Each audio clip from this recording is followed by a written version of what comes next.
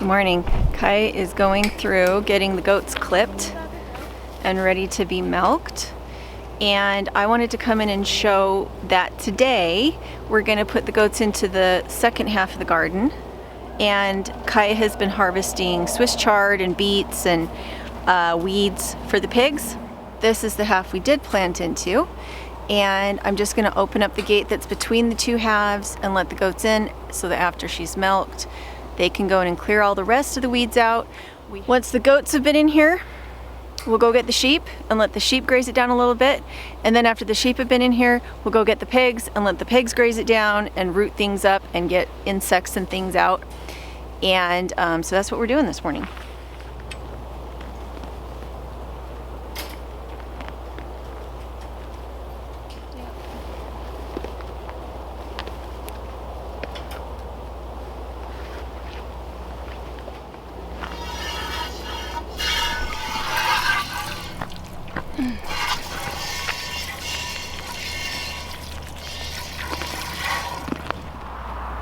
This time of year, we don't have enough weeds or grass to feed the goats without supplementation. So we have this hay net here that we put a whole bale of hay into, and then what the goats will do is they'll put their heads through the panel and they will eat the hay out of the hay net. It'll keep it from getting wasted. But it also makes sure that they have enough to eat. They're milk goats, they need a lot of calories. If they're deficient in calories, they don't make very much milk.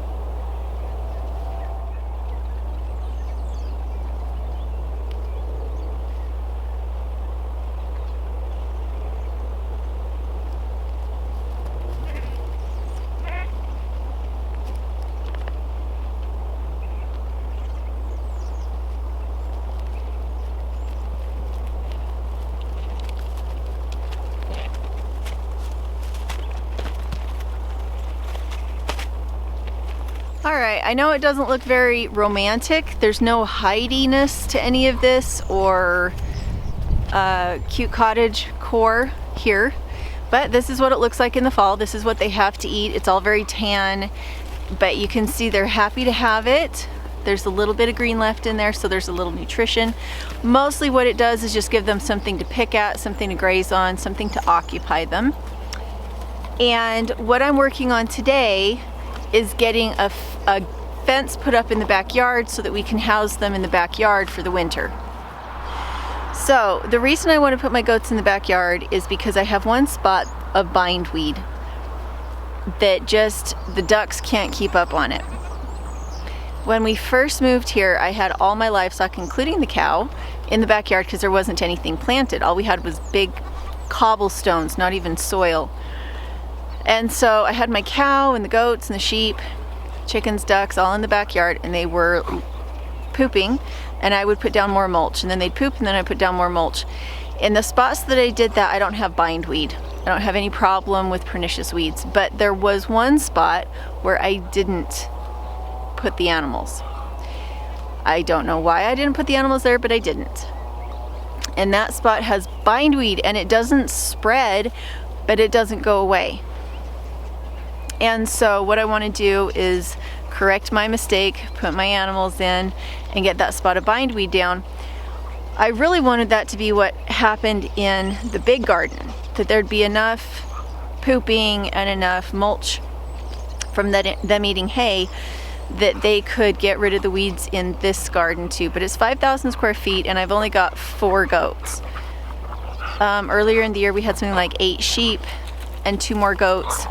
And even with that many animals, there just wasn't enough manure to add what we needed for a 5,000 square foot garden. So it's just too much to ask of them. I'm going to put them in a smaller space, a space that needs some attention.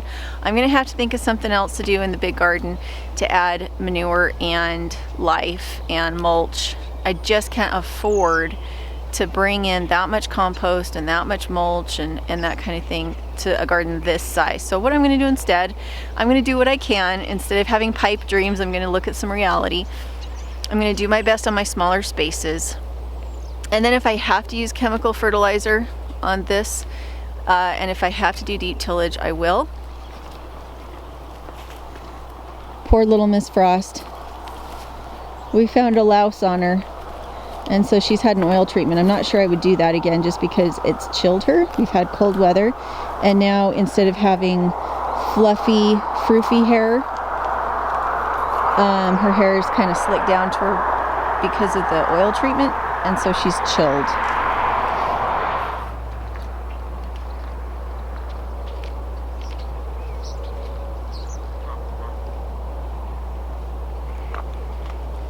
So I opened up the side gate for the sheep to come graze the rest of the weeds down that are up here. You can see even like the actual weeds that are in the road, they eat pretty well. How are you guys doing? Good. Come say hi. Hi! Can you tell me about all the animals? All the animals were on the deck and down there. Okay, turn around and go. You can show me over the deck who all the animals are. Go. Sheep. Go. Sheep. Got cow. Bunnies. Chickens. Where is the cow? She's gone, I think.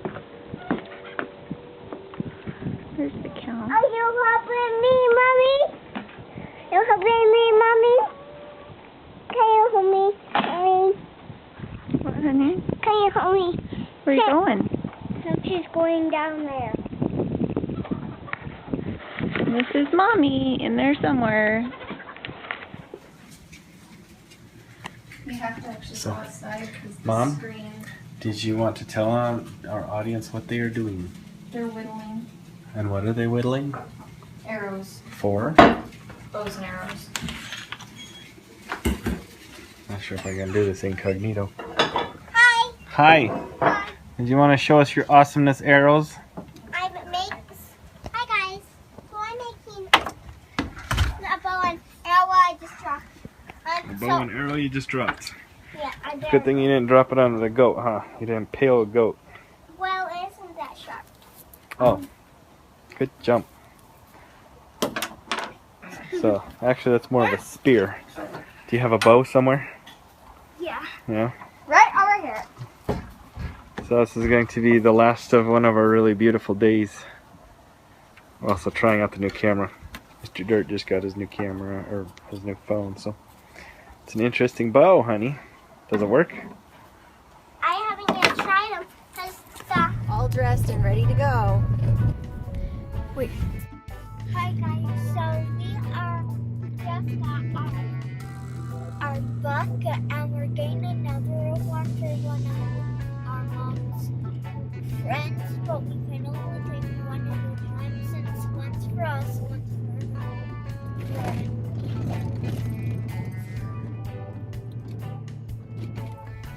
So I have everything fixed up. You can see Empress's head through there. I have it closed off.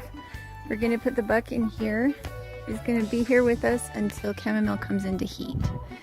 So I have him separated off. And because I'm doing this, I need to go put a whole bunch more straw underneath the girls. We just got a with our truck. And what's his name, honey? We don't know. Gringo. One. What did he actually name himself? Well, that's his name already. Is he pretty? Yeah. I love that yellowish brown.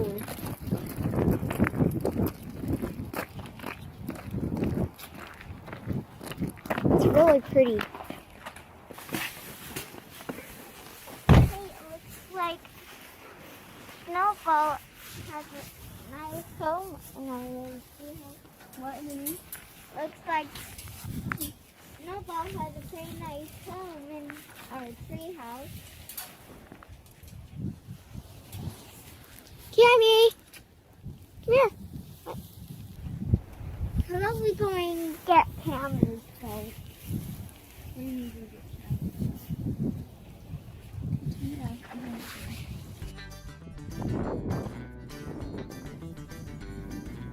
So I'm having to clean stuff out. Not exactly sure where to put the camera.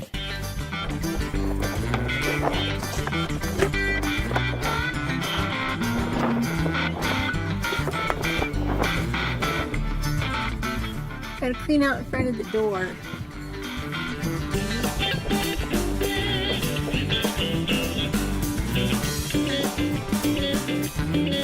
I don't really like to do this with the girls in here. I can't really get a very good swing going. So if it looks like I'm not doing it right, it's because I'm trying not to hit goats.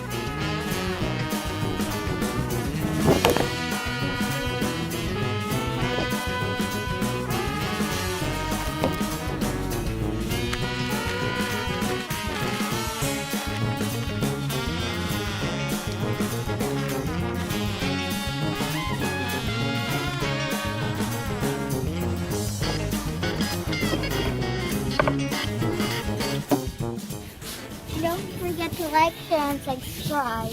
Yeah, don't forget to like and subscribe.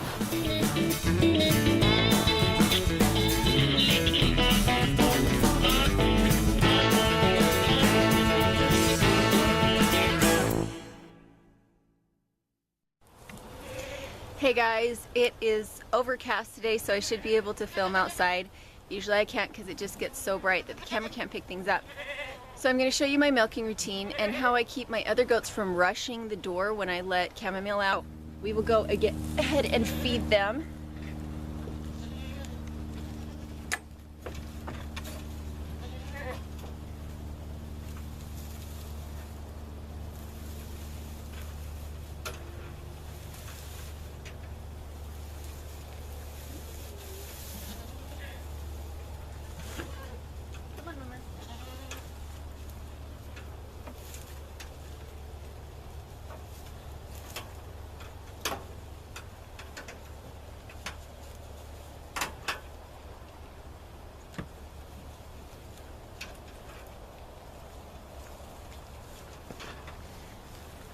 So now I have the other goats clipped. I have them clipped to the fence so that they can't try to get out when I let Chamomile out.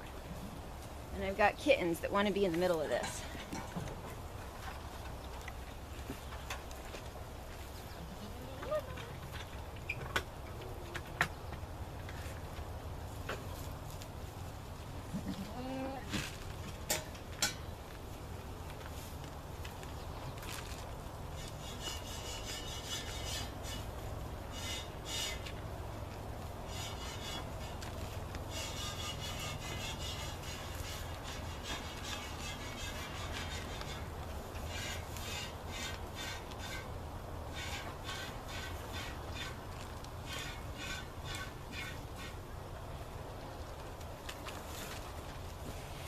Now I know to some of you that pose may look like it's painful, but for me it helps my knees because I've had surgery on them before.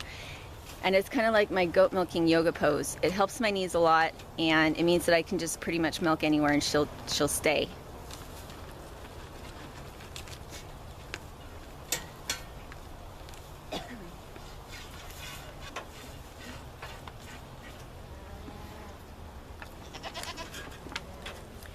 As you can see, I take the milk bucket out the minute that I start to stand up.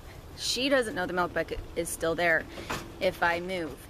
And the minute that I'm not asking her to stay somewhere, there's no reason for her to stay there. So I always pick up and move the milk bucket.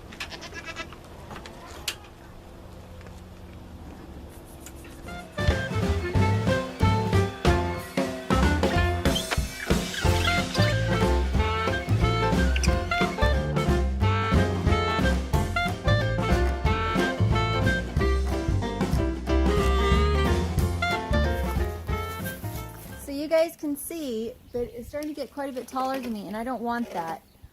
I don't want these bushes to get so comfortable here that they're sending up lots of sprouts. I want to hold them back, because if I can hold back their growth, it will hold back the depth and breadth that those roots go to, and willow roots can damage things. So I'm going to clip these at the level I originally wanted them to be, and we'll go from there.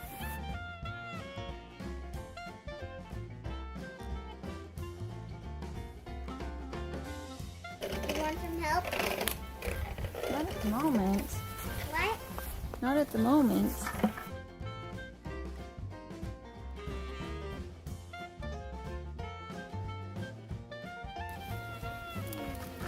But don't you have a bigger pair of pliers? I don't.